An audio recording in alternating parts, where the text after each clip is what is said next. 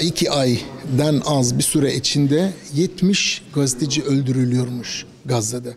Bu tarihte böyle kısa bir sürede hiç olmamıştır ve galiba olmayacaktır.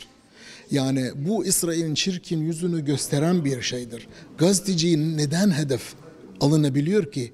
Neden alınabiliyor? Çünkü oradaki var olan şeyleri göstermemek için hedef alırsın gazetecilere. İkincisi, sen Gazze'ye izin vermiyorsun gazetecilere.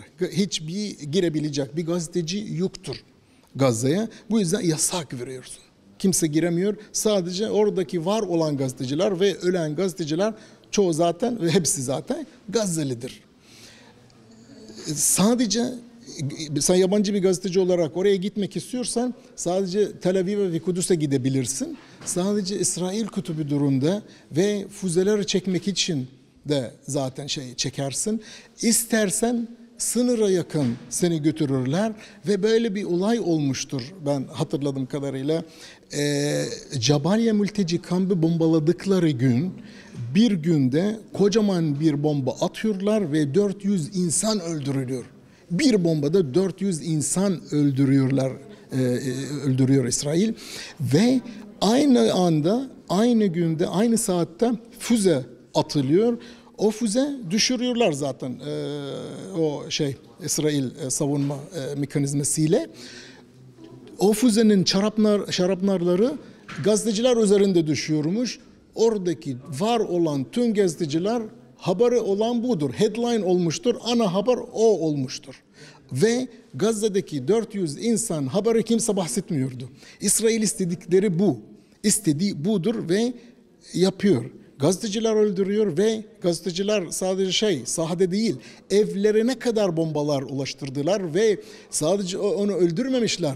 Bizim o bahsettiğimiz 70 gazetecinin çoğu aileleriyle birlikte öldürülüyor. Babaları, anneleri, çocukları, eşleriyle birlikte öldürülüyor. Aile hepsi birden yok ediyor. Bazen sadece gazeteci oldukları değil, o bir kişi öldürmek için 400, 200, 300 insan öldürüyor ve o hakkı kendine veriyor. Halbuki o insan zaten yani terörist olsa bile sen öldürme hakkın yoktur. O mahkemeye götüreceksin. Mahkemeden ne çıkarsa ona göre cezasını yapacaksın.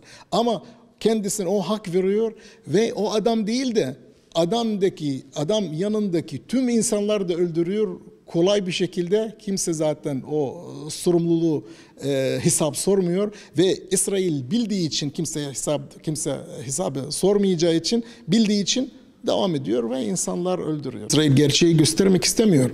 İsrail gerçek yüzünü göstermek de istemediği için gazetecilerle aralarında kötüdür. Çünkü işgal bir güç. Yani sen işgal eden bir güçtür. Yani işgalci olarak ne yapacaksın ki? Mutlaka saldıracaksın. Gazze'yi mahvedeceksin. Neden Gazze'yi mahvedeceksin? Çünkü orada Hamas vardır. Ben Hamas'ı mahvetmek istiyorum. Bu yüzden saldırıyorum. Ve dünya ikna oluyor. Peki Batı Şeria'da hiç kimse yoktur. Otorite Mahmud Abbas sizin ortağınız, yani orada Hamas falan otoritesi hiç yoktur. Neden oradaki insanlar değil gazeteciler de saldırılıyor, hapse atılıyor gazeteciler ve dediğin gibi kameraları, malzemeleri de mahvediyorsun, yere atıyorsun ve çalışmasın diye ve engellemeye çalışırsın. Çünkü biliyorlar yaptıkları doğru değildir ve kanuni değildir ama İsrail 75 seneden beri ben bu bölgedeki tek demokratik ülke, tek hukuk ve hürriyet ve özgürlük destekleyen ülke olduğunu göstermeye çalışıyor ve bu yüzden gazeteciler o yalan ve yanlış ve doğru olmadığını gösterebilecek kim? Gazeteciler. Bu yüzden gazetecileri engellemek, öldürmek ve çalışmasınlar diye her şeyi yapıyor.